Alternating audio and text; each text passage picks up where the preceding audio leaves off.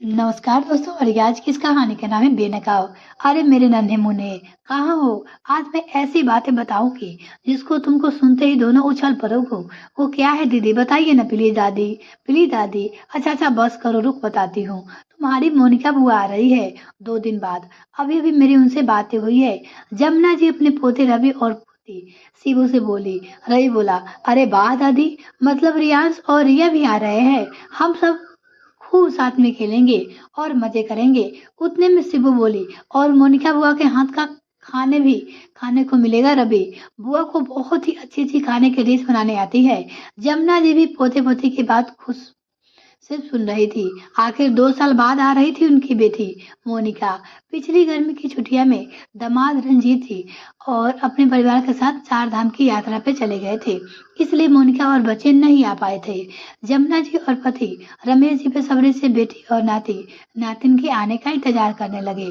2 दिन बाद मोनिका बच्चों के साथ अपने मायके आ गई। भाई सचिन और भाभी शालिनी ने भी उनका स्वागत किया। शाम होते ही रवि और सुबह बोले, बुआ आप तो बहुत ही अच्छा खाना बनाती हो। हमें आपके हाथ का पिज्जा और पास्ता खाने का मन कर रहा है। जमुना जी बोली, बच्चों बुआ आज ही तो आई है, आप तो रुक जाओ। बुआ कल सबके लिए पिज्जा और पास्ता बना देगी। मोनिका बोली, माँ आप मेरे साथ चलो, मैं मार्केट से सामान लेकर आती हूँ। बच्चों को आज पिज्जा खाने का मन है तो आज ही बना देती हूँ। बोलकर मोनिका अपनी माँ को लेकर मार्केट जाती है। मोनिका पिज्जा बनाने के लिए मैदा, हरी सब्जियाँ, चीज, पिज्जा सॉस सब ले आती है और रसोई में पिज्जा बनाने के लिए तैयारी करने लगती है। पीछे से शालिनी भाभी आती है और सब्जियां काटने में मोनिका की मदद कर देती है। मोनिका पिज्जा बनाकर सभी को गर्मा गर्म सर्व करती है। सभी बच्चे पिज्जा खाकर बोलते हैं, वाओ आज तो खाने का मजा ही आ गया। भाई सचिन, माँ, पिताजी सभी बहुत ही तारीफ कर रहे थे, मगर शालिनी के मुंह से तारीफ का एक शब्द नहीं निकलता। शालिनी भाभी की आदत से मोनिका अनजान ना थी। वह जानती थी भाभी सब कुछ अच्छे से खाएगी मगर कभी तो तारीफ नहीं करेगी, और जबकि खाना बनाने में मदद भी ना के बराबर ही थी। रसोई में आकर सब्जियों को चॉपर में काट दिया था। बस मोनिका जानती थी उसके मायके आने के बाद शालिनी भाभी और भी बेफिक्र हो जाती है और घर के खाने की सारी जिम्मेदारी मोनिका पे आ जाती है। मगर मोनिका कभी कुछ कहती नहीं थी क्योंकि वह तो सिर्फ अपने मम्मी पापा के लिए आती थी। ऐसी बात नहीं थी कि उसने कभी भाभी को अपना नहीं माना, बल्कि मोनिका ने हर पल भाभी को बहन बनाने की कोशिश की थी। मगर शालिनी उसने कभी नंद मोनिका को वह प्यार नहीं दिया। मोनिका कभी इन बातों को बोलकर नहीं जाती थी। उसे तो बस घर में शांति चाहिए थी। वो नहीं चाहती थी कि इन बातों को बखेड़ा बने और घर में झगड़े हो। मोनिका जब भी मायके आती ज्यादातर वो मार्केट चली जाती और घर की सब्जियां, फल इत्यादि ले आती। पैसे भी वही निकाल कर देती। मोनिका के माँ पिताजी अक्सर मोनिका को मायके आकर खर्च करने से मना करते, मगर मोनिका कहती, आप लोग मेरे अपने ही हो, कोई पराया नहीं जो मुझे पैसे निकालने के लिए मना करते हो। आखिर खून का रिश्ता है मेरा आपके साथ। यह रिश्ता बहुत ही मजबूत रिश्ता होता है। हाँ, यह बात और थी कि कभी उसके भाई भाभी उसके मायके में पैसे खर्च करने से मना नहीं करते और रोज मोनिका ही मार्केट के लिए निकल जाती और घर का सारा सामान ले आती। मोनिका की अपने ससुराल में भी सुबह जल्दी उठने की आदत थी और इसलिए उसे मायके में भी ज्यादा देर सोया नहीं जाता। वो वहां भी जल्दी उठकर सभी के लिए चाय नाश्ता बना देती और खाने की तैयारी भी लगभग कर देती। जमुना जी भी बेटी के साथ मिलकर काम संभाल लेती क्योंकि वो जानती थी उनकी बहू शालिनी तो 9 या 9:30 बजे उठती थी नहीं थी। शालिनी जब उठती तो चाय नाश्ता लेकर अपने कमरे में चली जाती। शुरुआती 2-3 दिन में उसने नंद मोनिका से दिखावटी बातें कर ली, मगर वो भी वापस रोज की तरह ज्यादातर अपने कमरे में ही रहती। मोनिका ने दोनों बच्चों को आज आइसक्रीम खाने का मन कर रहा था। वो बोले, मामा यहाँ आए 10 दिन हो गए, हमने एक बार भी आइसक्रीम नहीं खाए, आज आइसक्रीम प्लीज। वहीं बैठे भाई सचिन बोला, अरे बच्चों आजकल तो सब ऑनलाइन ऑर्डर हो जाता है, मम्मी से बोलो कि आइसक्रीम ऑर्डर कर दे। वो क्या है ना, मैं ही ऑर्डर कर देता, मगर मेरे मोबाइल में नेट खत्म हो गया है। मोनिका बोली, कोई बात नहीं सचिन, मैं सभी के लिए आइसक्रीम ऑर्डर कर देती हूँ। मोनिका ने सभी के लिए आइसक्रीम ऑर्डर कर दी और सोचने लगी, सचिन शादी से पहले कभी ऐसा ना था कि बच्चों के लिए जान न्यौछावर करने वाला सचिन जब से खुद के बच्चे आए हैं तब से अपने माता पिता बहन सभी के लिए पराया हो गए हैं। शादी के बाद खून के रिश्ते भी बदल जाते हैं शायद। हर वक्त दोनों पति पत्नी बस खुद का खर्च ना हो यही सोचते रहती। मोनिका भली भांति सब कुछ देखती और समझती थी, बस कहती कुछ नहीं थी। मोनिका के पति रंजीत का फोन बजा और बोला, मोनिका, मैं तुम्हारी और बच्चों की कल की टिकट करवा देता हूँ यहाँ से। मोनिका बोली, ठीक है, मैं आज पैकिंग कर लेती हूँ। जमुना जी और पति उमेश जी ने बेटी और थोड़े दिन रुकने के लिए जिद की तो मोनिका बोली, रंजीत को भी वहाँ खाने की दिक्कत हो रही है।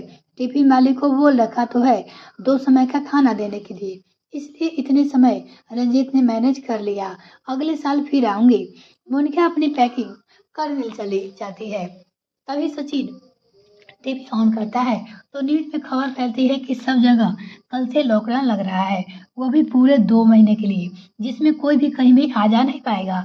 वहां से रंजीत फोन करके मोनिका से कहता है, मोनिका, अभी तुम जहाँ हो वहीं रहो, अभी कोई नहीं आ जा सकता पाएगा। मोनिका बोली, आप कैसे मैनेज करोगे, अब तो टिफिन व्यवस्था भी बंद हो जाएगी। रंजीत बोला, ऑफिस भी तो बंद हो रहे हैं, घर से काम करना पड़ेगा। मैं पूरा दिन घर में ही रहूंगा तो घर में कुछ भी एडजस्ट कर लूंगी, बस तुम वहाँ अपना और बच्चों का ख्याल रखना। शालिनी को जैसे ही पता चलता है कि लॉकडाउन की वजह से अब मोनिका 2 महीने यही रहने वाली है, उसका मुंह और चढ़ जाता है और रात को वो अपने पति सचिन से बोली, जब से तुम्हारी बहन आई है हम कहीं घूमने भी नहीं जा पाए हैं और अब ये लॉकडाउन लग गया। मैंने कितने सपने संजोए थे कि ये जैसे ही वापस रवाना होगी हम चारों कहीं घूमने चलेंगे, क्योंकि तुमने कहा था कि मोनिका को वापस ससुराल जाने दो, वरना उसे और उसके बच्चों को भी घुमाने ले जाना पड़ेगा और हमारा खर्चा बढ़ेगा। सचिन बोला, तुम भी ना शालिनी, बात को समझा करो, यहाँ तुम्हें घूमने की पड़ी है, कल से लॉकडाउन है, मतलब काम वाली बाई भी नहीं आएगी, तुम्हारा काम तो आसान हो गया। वैसे भी मोनिका दीदी बेचारी गाय है, तुम्हारे भाई वाली सारा काम वही कर दिया करेगी। शालिनी खुश होकर बोली, अरे हाँ, यह तो मैंने सोचा ही नहीं था। अब दूसरे दिन से शालिनी और बेफिक्र होकर सोने लगी ताकि सारा काम उनके उठने से पहले ही हो जाए। मोनिका और उसकी माँ जमुना जी सुबह जल्दी उठकर घर का सारा काम निपटाने लगते। अब तो झाड़ू पोछा बर्तन हुआ भी हाथों से ही करना पड़ रहा था क्योंकि बाई भी नहीं आ रही थी। सालने के बच्चे भी सुबह जल्दी उठ जाते, जिनका चाय नाश्ता सब मोनिका ही तैयार करती। घर में क्या क्या सामान खत्म हुआ है और क्या क्या बचा हुआ है यह भी सब मोनिका को पता रहने लगा था।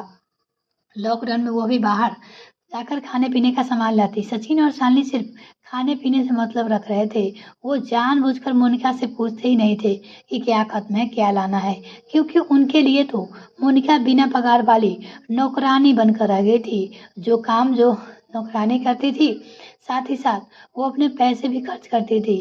शालिनी सारा दिन अपने कमरे में रहती और अपना मायके वाले या फिर अपनी सहेलियों को फोन लगाकर बातें करती रहती। एक दिन जब मोनिका शालिनी के कमरे के बगल से जा ही रही थी कि उसके कानों में आवाज गूंजी, देखो ना बुआ जी, मोनिका दीदी यही लॉकडाउन में अटक गई है, उनके आने से हमारा कितना खर्चा बढ़ गया है, हम ये सब जानते हैं। पूरा दिन मैं और घर का काम करती रहती हूँ, चलो मेरा काम बढ़ गया वो तो कुछ नहीं, मगर खर्चा बढ़ गया तो किसी को भी दुख होता है। आप तो जानती है अभी लॉकडाउन है, वैसे भी सचिन का भी घर में काम चल रहा है, अब कौन कितना कैसे कमा रहा है यह तो बेचारे घर वाले ही जानते हैं, और उसमें ननद का खर्चा उठाना पड़ रहा है तो भारी तो पड़ता ही है। वहां से बुआ जी भी शालिनी भाभी को सतावना दे रही थी। मोनिका ने जब ये सब बातें सुनी तो उसके पैर तले जमीन खिसक गई। मोनिका ने जाकर अपनी माँ जमुना जी को सारी बातें बताई तो जमुना जी बोली, बेटा, भले शालिनी रिश्तेदारों में तेरा कितना भी नाम खराब करना चाहे वो नहीं कर सकती, क्योंकि सभी को पता है कि मोनिका का स्वभाव कैसा है।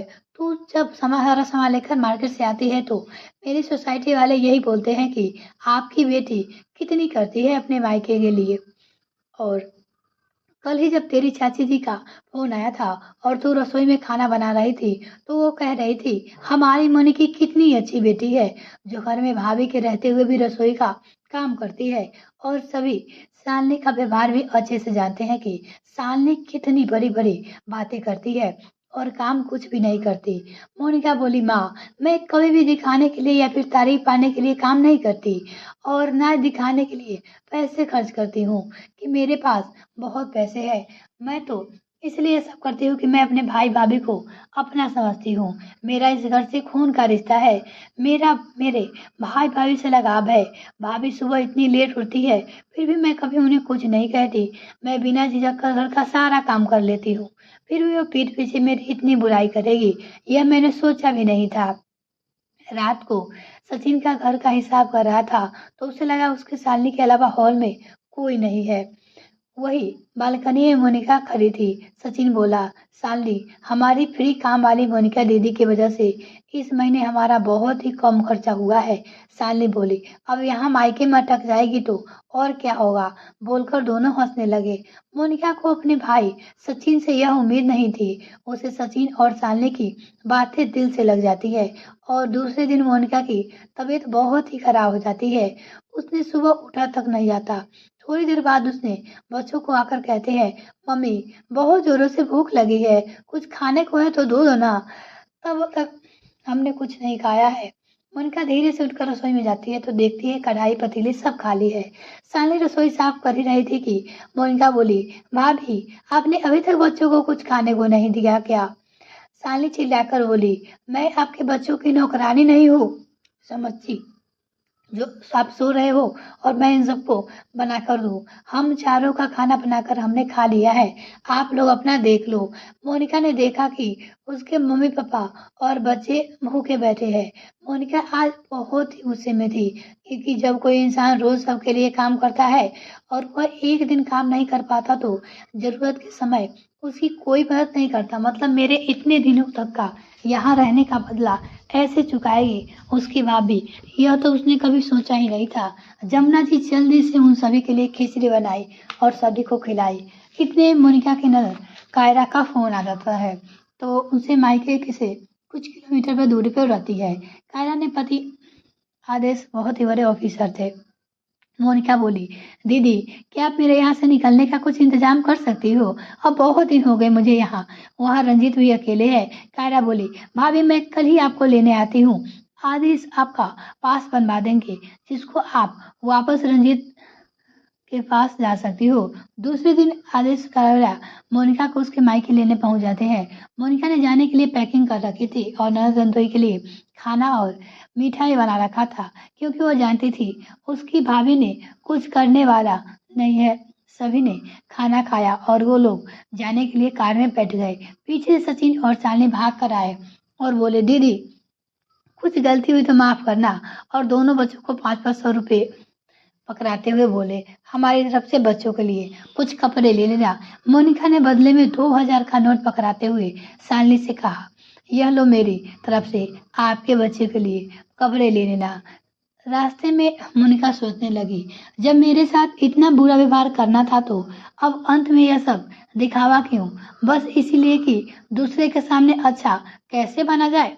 लॉकडाउन की वजह से आज सारे रिश्ते बेनकाब हो गए थे। अपने ही मायके आकर जब कोई लड़की नौकरानी जैसा एहसास करे, उसको बुरा कुछ भी नहीं हो सकता। मोनिका को खून के रिश्ते पर वो विश्वास उठ चुका था क्योंकि खून के रिश्ते ही बदल जाते हैं, ये वो जान चुकी थी। मोनिका थोड़ी देर अपने ननद के घर रुकी, जहाँ उसे कायरा ने खूब मान सम्मान दिया और आदेश ने उसका पास बनवाया, जिससे वो वापस अपने पति रंजीत के पास पहुंच गई।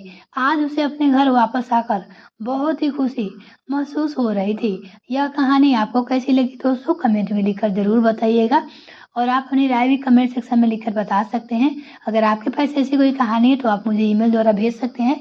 इस वीडियो को देखने के लिए बहुत बहुत धन्यवाद।